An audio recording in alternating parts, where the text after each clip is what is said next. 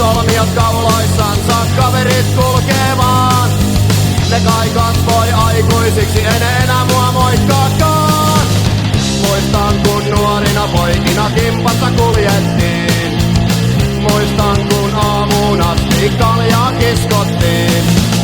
Nyt ravintolassa hieman olutta maistellaan. Sitten suoraan kotiin, hauskaa oli taas eikös vaan, mutta ei kai ikinä taida aikuiseksi olla, enkä sitä halua.